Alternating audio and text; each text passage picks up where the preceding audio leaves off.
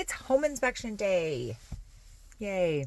So I thought I would do a quick video about, my take on home inspections, why I think they're important, etc. So he's kind of wrapping up inside. My client should be here soon to kind of do a review on findings and kind of do a little walkthrough. So I do think it is important. We're seeing multiple offers and people waiving inspections. I still think get the inspection.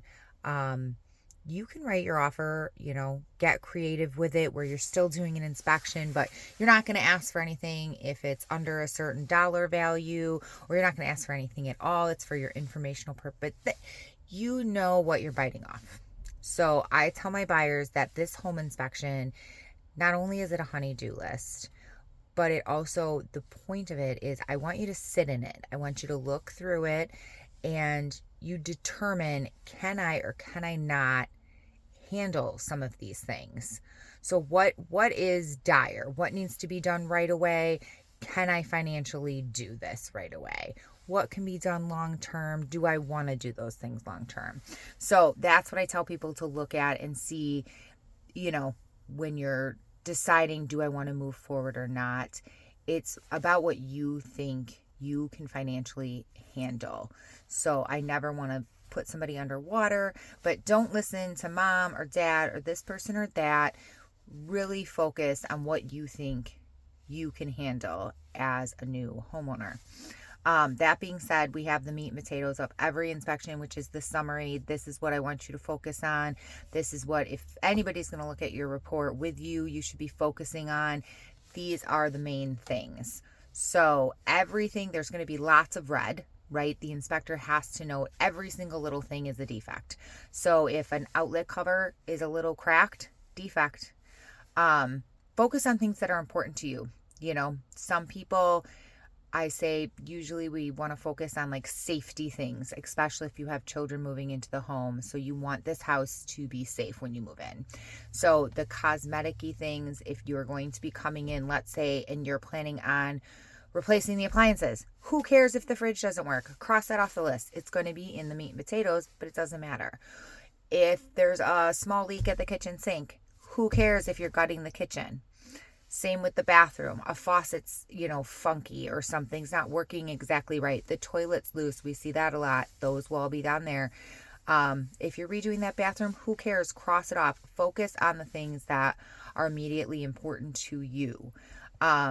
Get estimates too. Don't just guess, because I'll give a great example. Roofs are a big thing. I had a seller needing to replace a roof and they're like, we don't have 10 grand. I was like, there's no way your size house is going to be 10 grand. And it wasn't. My roofer went over, it was $6,200. So it's important to get these estimates when you're in that, thought process of, can I move forward? Because what you're thinking something might cost, or what your second cousin's uncle's best friend who just bought a house and had to put in a new furnace, what they spent, isn't going to be the same.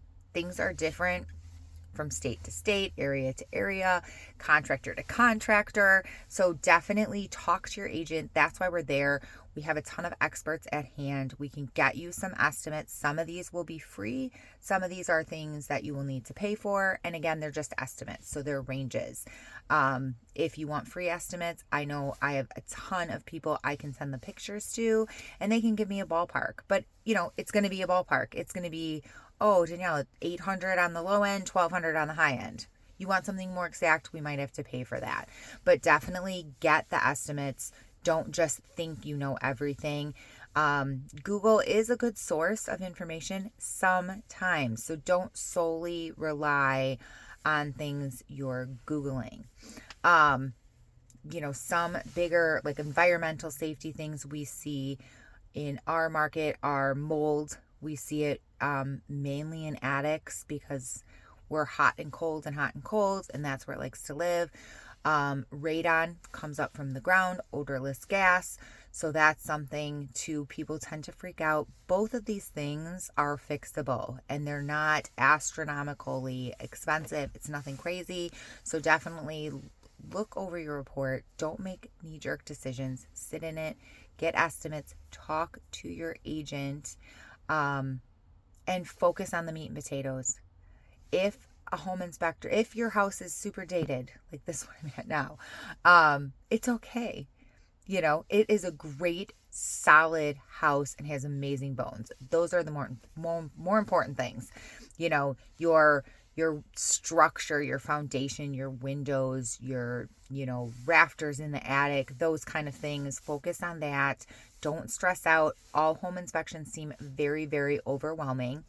And if you have a question when you're looking through it, call the home inspector if you're not able to be there. Or even if you are, sometimes it's a lot of info and you forget. I recommend to all my buyers you at least come towards the end so you could do a review with the inspector. It's a lot easier to understand and take in person when he's showing you and you're not just reading through a bunch of red type on an inspection. So lean into your agent, lean into the process. It is stressful, no doubt, but eyes on the prize. Happy inspection day.